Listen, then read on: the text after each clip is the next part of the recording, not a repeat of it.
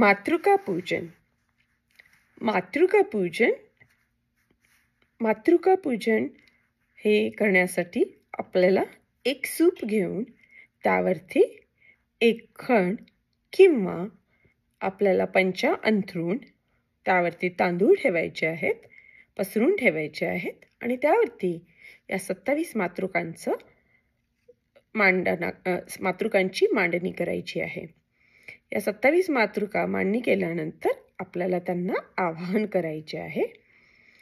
आवाहनाचा श्लोक असा आहे: गौरी पद्मा शची मेधा सावित्री विजया जया देवसेना स्वधा स्वाहा मातरो लोकमातरः धृती पुष्टिस्तथा तुष्टी रात्मनः कुलदेवता ब्राह्मी माहेश्वरी चैव कौमारी वैष्णवी तथा वाराही च तथेन्द्राणी चामुण्डा सप्तमातरः गौर्याद्यावाहितदेवताभ्यो नमः एतेषु पूगीफलेषु आवाहयामि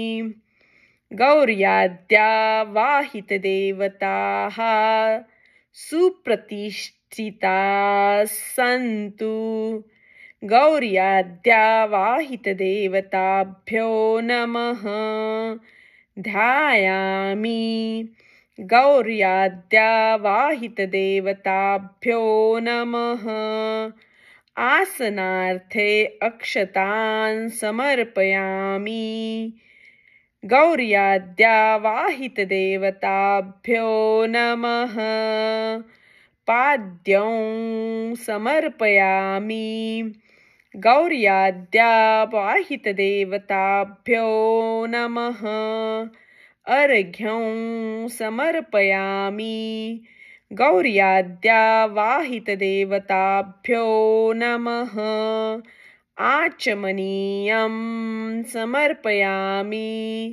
गौर्याद्यावाहितदेवताभ्यो नमः स्नानं समर्पयामि गौर्याद्यावाहितदेवताभ्यो नमः वस्त्रं समर्पयामि गौर्याद्यावाहितदेवताभ्यो नमः उपवस्त्रार्थे अक्षतान् समर्पयामि गौर्याद्यावाहितदेवताभ्यो नमः विलेपनार्थे चन्दनं समर्पयामि गौर्याद्यावाहितदेवताभ्यो नमः हरिद्रां कुङ्कुमं सौभाग्यद्रव्यं च समर्पयामि गौर्याद्यावाहितदेवताभ्यो नमः अलङ्कारार्थे अक्षतान् समर्पयामि गौर्याद्यावाहितदेवताभ्यो नमः पूजार्थे पुष्पाणि समर्पयामि गौर्याद्यावाहितदेवताभ्यो नमः धूपं समर्पयामि गौर्याद्यावाहितदेवताभ्यो नमः दीपं समर्पयामि गौर्याद्यावाहितदेवताभ्यो नमः दीपं समर्पयामि गौर्याद्यावाहितदेवताभ्यो नमः नैवेद्यार्थे अंशतः गुडखाद्यनैवेद्यं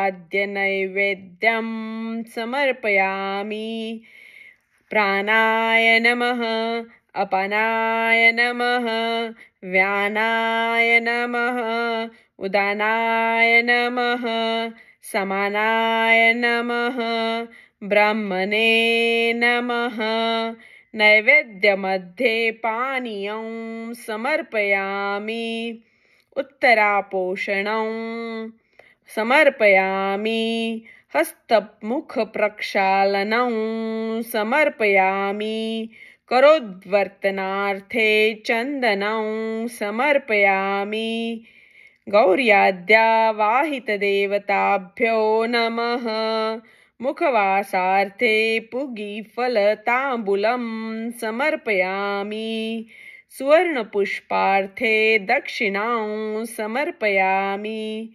गौर्याद्यावाहितदेवताभ्यो नमः फुलार्थे नारिकलफलं समर्पयामि गौर्याद्यावाहितदेवताभ्यो नमः प्रदक्षिणां नमस्कारान् सर्वा समर्पयामि गौर्याद्यावाहितदेवताभ्यो नमः मन्त्रपुष्पं समर्पयामि अनेन षोडशोपचारपूजनेन गौर्याद्यावाहितदेवताः प्रियन्ताम्. अशा प्रकारे मातृकांची 27 मातृकांची पूजा ही आपण पूर्ण केली. त्यासाठी आपण हे 16 संस्कार केले. त्या 16 संस्कारांमध्ये आपण जे आवाहन करतो, आसन देतो, पाय धुतो, पाणी देतो, अंघोळ घालतो, वस्त्र घालतो, ह्या सगळ्या गोष्टी जे आपण करत असतो देवांसाठी, त्यालाच आपण षोडशोपचारामध्ये मांडतो, करतो.